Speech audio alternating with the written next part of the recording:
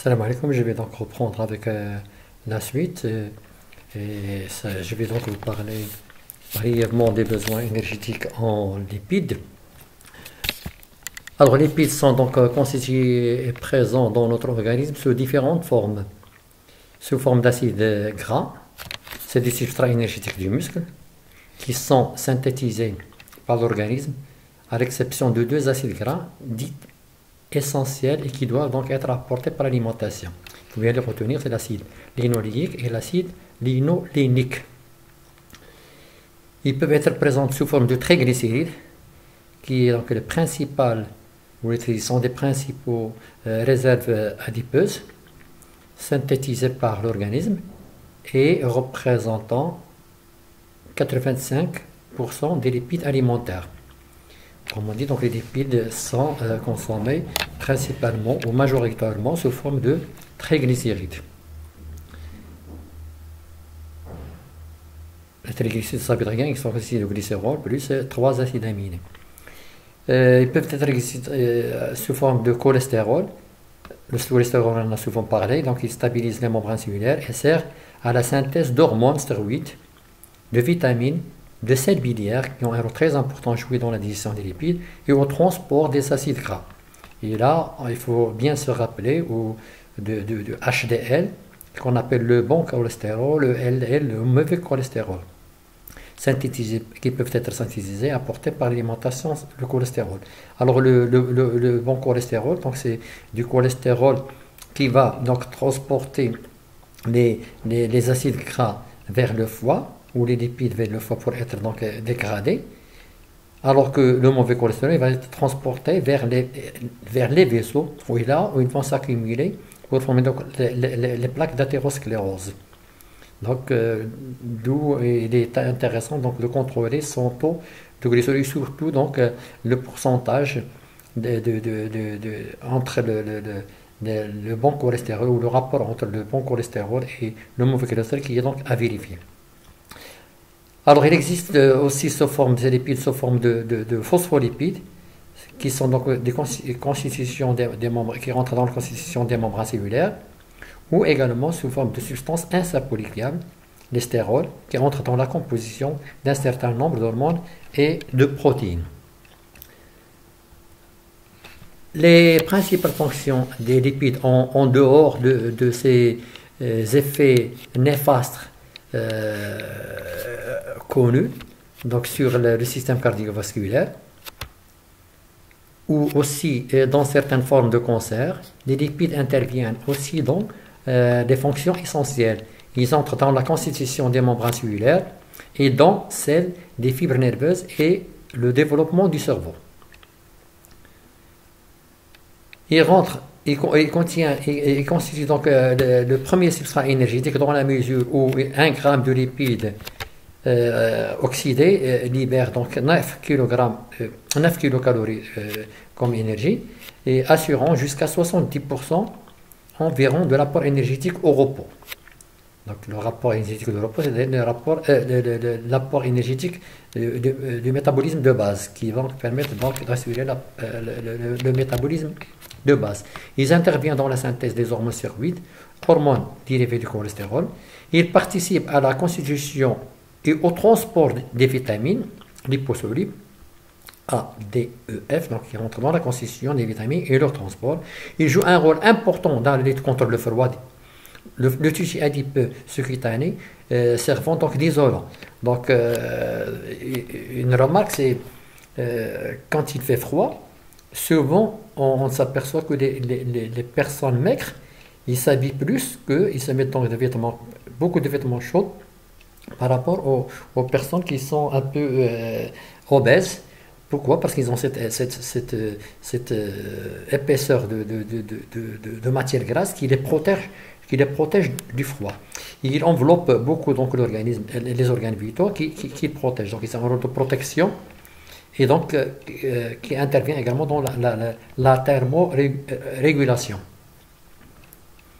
L'exemple également qu'on peut citer des sources polaires, les sources polaires, donc ils supportent donc des températures qui peuvent aller jusqu'à moins 30, moins 40. Pourquoi? Parce qu'ils ont cette épaisseur de matière grasse qui les protège donc du froid et qui leur sert également de source de réserve énergétique lorsqu'ils entrent en hibernation.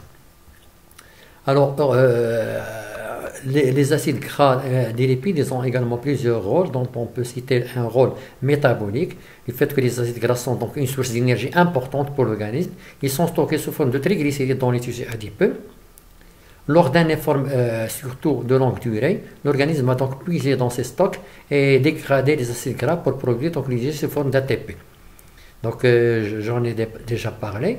Les premières sources d'énergie mobilisables suite à un début d'exercice sont donc les glucides, mais au fur et à mesure que donc les réserves d'épuisement qu'il y a épuisement des réserves glucidiques, ce qui va prendre le relais, c'est donc la mobilisation des acides gras à partir du tissu adipeux. Ils jouent un rôle également structural. Les acides gras servent donc à la synthèse d'autres lipides, surtout les phospholipides qui forment donc les membranes autour des cellules et des organites. La composition en acide gras de ces phospholipides donne donc aux membranes des propriétés physiques, propriétés d'élasticité dont on a parlé pour l'année dernière concernant donc la fonction du globule rouge, et également l'élasticité qu'on trouve au niveau des membranes des parois vasculaires, et également il donne donc la viscosité au son. Donc ce sont des fonctions spécifiques dues à la présence, fonctions spécifiques des membranes dues à la présence donc des acides gras au niveau de leurs membranes.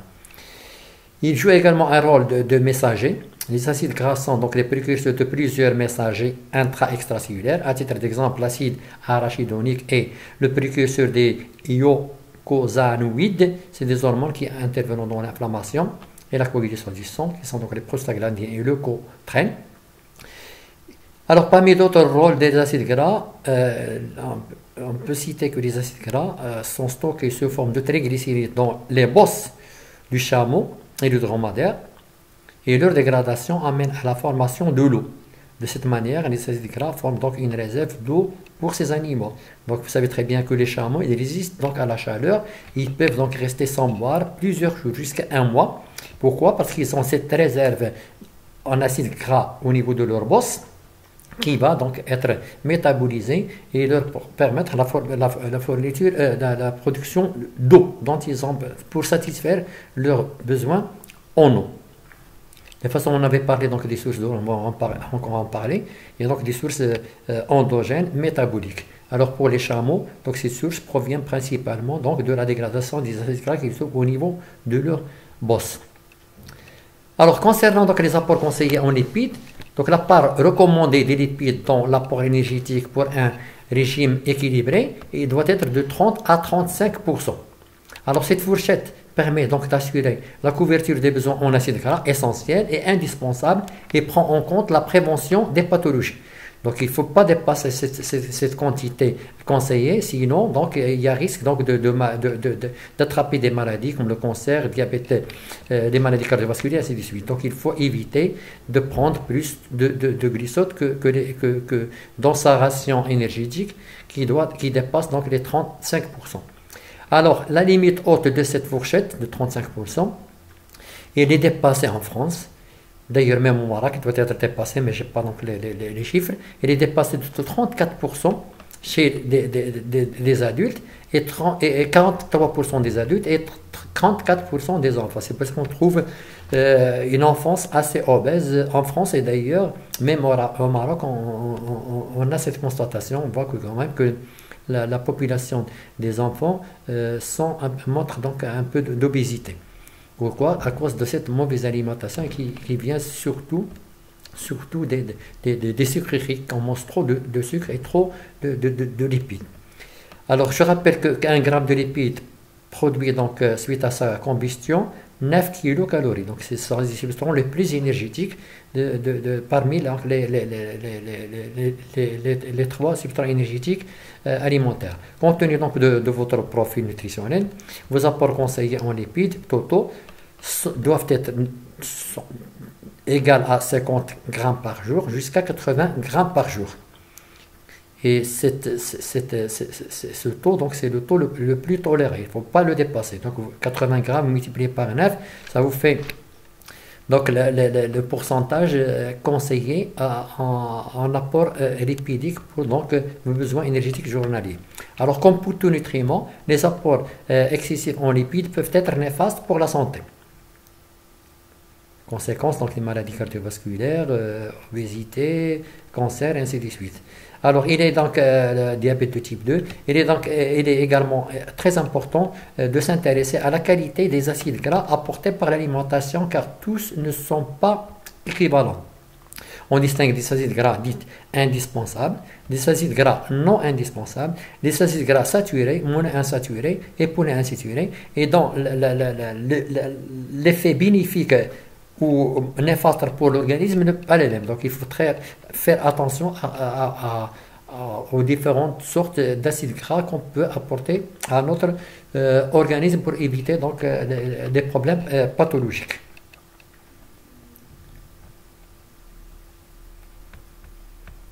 Alors je reviens sur l'aspect qualitatif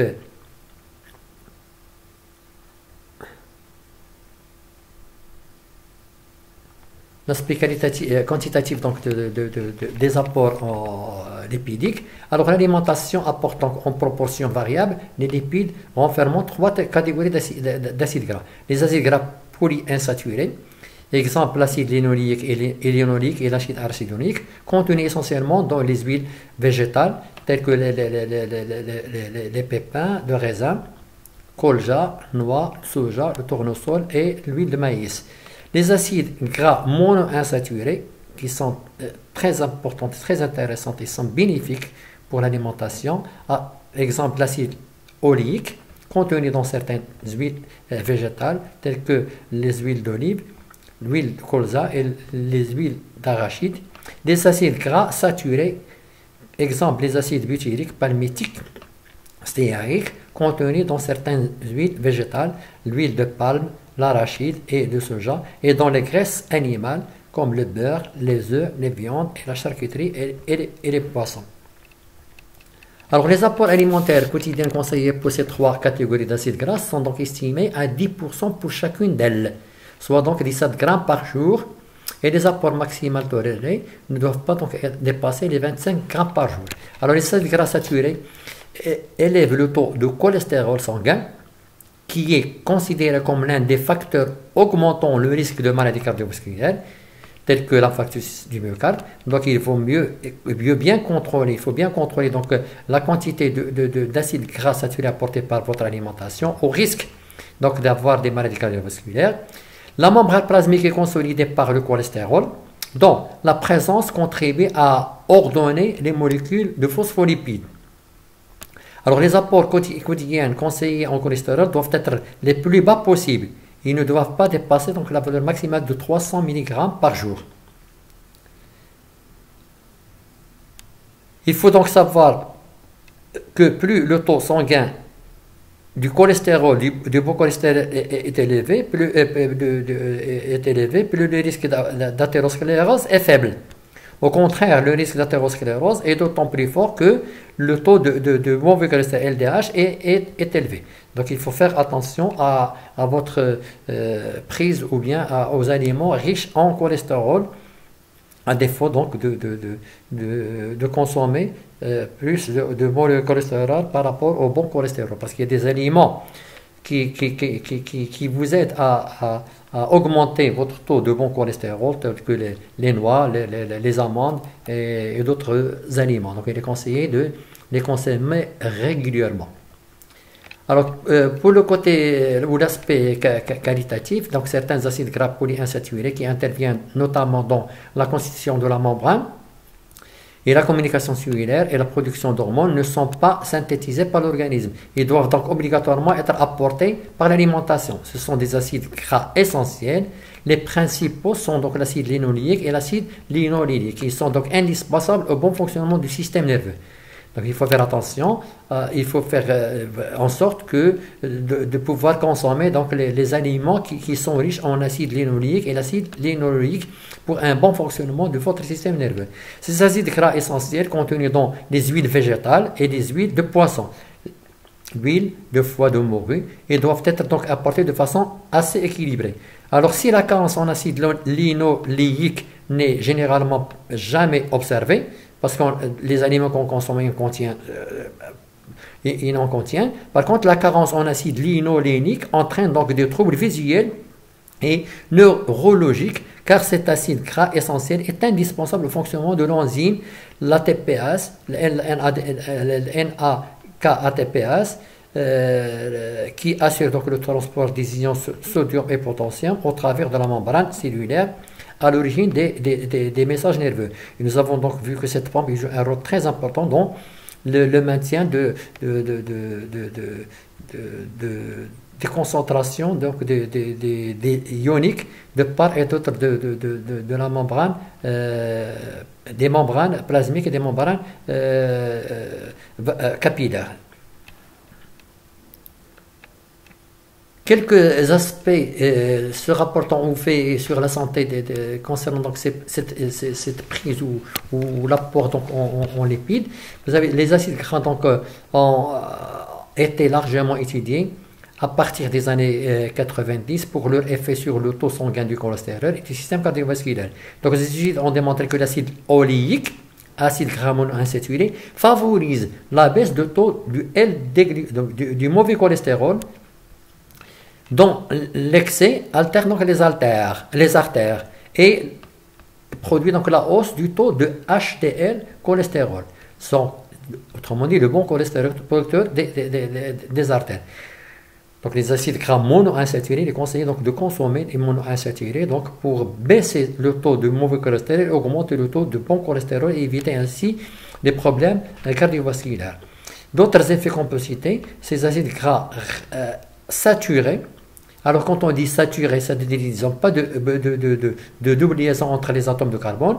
Et monoinsaturé, il existe donc une seule double liaison entre les atomes de carbone. Polyinsaturé, c'est qu'ils sont formés de plusieurs double liaisons entre les atomes de carbone de la chaîne carbonée. Alors ces acides gras saturés, donc il faut donc réduire l'apport en acide gras saturé au profit d'acides gras monoinsaturés, ce qui semble améliorer donc la sensibilité des cellules à l'insuline, augmente donc le taux de sucre sanguin et ainsi réduire le risque de diabète de type 2. Donc un deuxième effet bénéfique, c'est donc il augmente la sensibilité des cellules à l'insuline. Donc ça va donc permettre donc de baisser la glycémie et donc éviter donc les risques de diabète de type 2. Le diabète type 2, je rappelle, c'est un diabète insulino-résistant.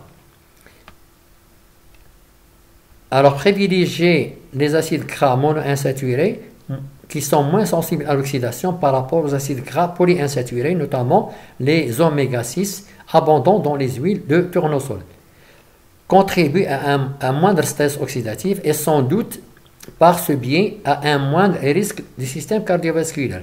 Donc il faut, là aussi, on parle d'un apport privilégié des acides gras monoinsaturés qui ont un rôle également très important à jouer par rapport donc aux oméga 6. Alors remplacer donc une partie des glucides de l'alimentation par les acides gras monoinsaturés permet aussi de réduire le taux sanguin de triglycérides. Il y a des personnes qui présentent donc un taux de triglycérides assez élevé. Donc le conseil, donc pour éviter cette augmentation de la des triglycérides sanguins, il vaut mieux donc baisser sa consommation en glucose au profit donc des acides gras monoinsaturés. Alors, un autre aspect de conseil sanitaire, donc il faut remplacer donc une partie des glucides de l'alimentation par des acides gras monoinsaturés, permet aussi de réduire le taux sanguin des triglycérides, ça on l'a déjà dit.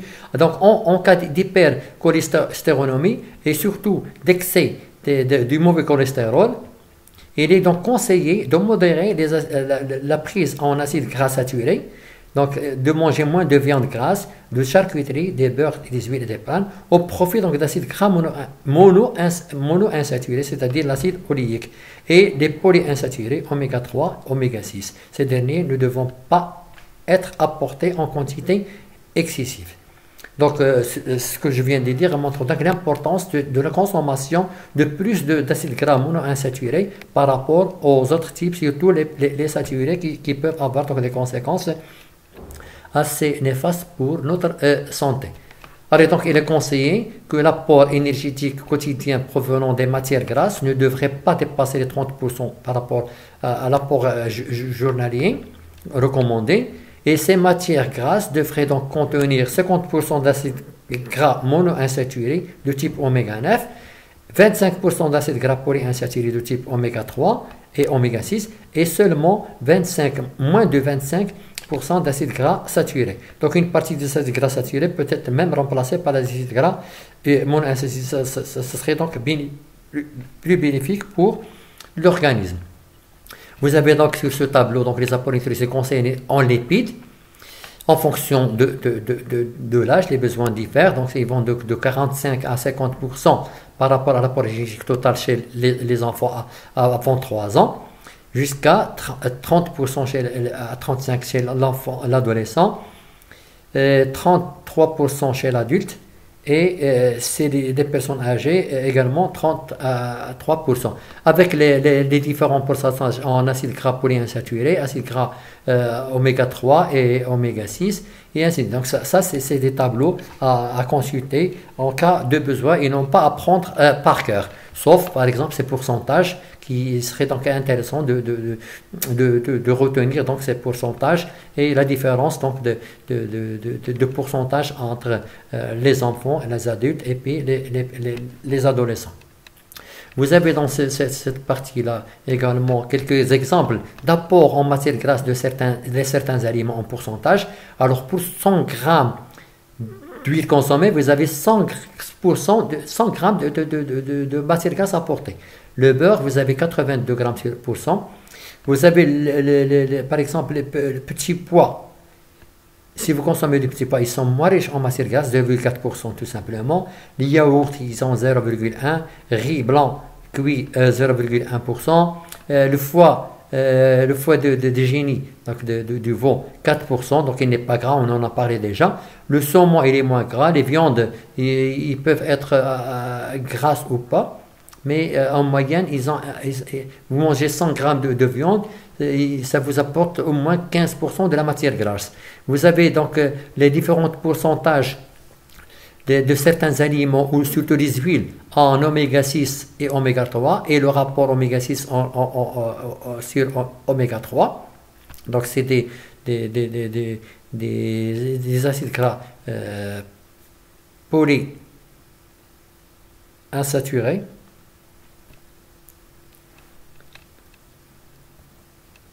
Vous avez là aussi donc des pourcentages de graisses saturées dans la matière grasse d'usage courante, des huiles, des matières grasses. Donc ça c'est pour votre information tout simplement. Vous pouvez donc consulter ce tableau en cas de besoin. Sources alimentaires d'acides gras monoinsaturés. Alors les acides gras monoinsaturés se trouvent dans pratiquement tous les aliments contenant des lipides, corps gras, graines oléagineuses, les chocolats, les viandes, les poissons, les œufs, produits laitiers. L'acide ionique est abondant dans certains huiles et fruits à coque. Les fruits à coque, donc c'est les amandes, c'est les noix, c'est donc toutes les fruits. Alors vous avez donc le taux en acide oléique en grammes pour 100 d'aliments. Alors vous avez les huiles de noisette, ils sont très riches. Vous avez les pistaches. Vous avez donc la richesse en acides gras monoinsaturés qu'on retrouve donc les graisses des oies, l'huile d'avocat, l'huile, donc toutes les huiles presque contiennent donc donc un pourcentage très élevé. Il faut remarquer que nous, on a l'habitude de consommer l'huile d'olive, donc l'huile d'olive est très riche en acides gras monoinsaturés qui ont un effet très bénéfique, donc ils peuvent donc nous aider à éviter donc l'augmentation de notre taux de glycérol sanguin. Alors, les recommandations de la prise en acides gras, des différents types d'acides gras monoinsaturés, polyinsaturés et polyinsaturés. Donc, c'est des monoinsaturés qu'il faut privilégier avec 17% par rapport à la prise totale en matière grasse. Et les polyinsaturés, les saturés, il faut donc consommer moins, 4%. Les polyinsaturés, il faut consommer un peu davantage. Vous avez donc le total d'acides gras polyinsaturés, 5,6, et des gras saturés, 11% par rapport à la prise totale. Donc les quantités à consommer, ça, tout ça, c'est des tableaux pour donc essayer de savoir ce que vous mangez. Mais en résumé, concernant donc les apports énergétiques qu'il faut donc apporter journellement dans la journée, alors les apports en glucides, donc les rapports conseillés sont donc de l'ordre de 125 à 175 grammes par jour, et la carence de cet apport peut avoir une conséquence, une hypoglycémie avec une acédose et également une perte de poids. Et lorsque vous en consommez plus de ces quantités conseillées, il y a donc risque d'obésité et de fermentation intestinale. Alors pour les lipides, les quantités conseillées ou les apports conseillés sont de l'ordre de 80 à 100 grammes. La carence, ça va provoquer une perte pondérale du poids, et l'excès, ça va conduire au risque d'avoir une obésité et puis des risques également de maladies cardiovasculaires. Pour les protéines, quantité conseillée, donc c'est 50 à 80. Si vous en consommez moins, il y a donc risque d'atrophie musculaire et retard de croissance, mais également des œdèmes, parce qu'on va assister à un déséquilibre ionique et qui va conduire, donc vous savez très bien, on a parlé des protéines, ils ont un rôle de maintien des volumes plasmatique et le volume intracellulaire. Donc, si vous en consommez trop ou moins, donc vous risquez donc de provoquer des troubles d'équilibre osmotique et en conséquence de rétention d'eau, soit dans le milieu intracellulaire, soit dans le plasma. Donc, vous avez vu que les protéines jouent un rôle dans le maintien du volume plasmatique et du volume intracellulaire. S'il y en a moins, donc il y a risque donc de sortie d'eau du plasma et du sortie d'eau du milieu intracellulaire vers le liquide intercellulaire. Et c'est ça qui va donc les œdèmes. Par contre, les troubles d'excès vont conduire à une obésité dans la mesure et des problèmes intestinaux, tels que des problèmes au niveau circulatoire, au niveau de la goutte. Donc l'obésité, pourquoi? Parce que ces protéines ils peuvent donc être transformées en glucides et en lipides et qui vont être mises sous forme de réserves qui vont conduire donc à l'obésité. Vous avez donc sur ce tableau donc les différents types d'aliments et ce que peuvent vous apporter comme matière ou nutriments. L'eau, on le trouve donc différents types d'aliments végétaux, mais aussi dans les viandes. Les sels minéraux, on trouve dans le lait, les fromages, les œufs, ainsi de suite. Les vitamines, on les trouve dans les fruits, dans les légumes crus, dans le beurre et les céréales. Les viandes, on les trouve dans les poissons, dans les œufs, dans les produits laitiers, les céréales et les légumineuses. Les lipides, pareil. Le beurre, les huiles, les graisses, ainsi de suite. Les sucres dans différents types d'aliments, les fruits, la canne à sucre, les pommes, ainsi de suite. Mais ce qu'il faut retenir, c'est que ces aliments, leur rôle, c'est donc de participer à la construction et à la réparation et l'entretien de notre corps. Les lipides, ils ont un rôle donc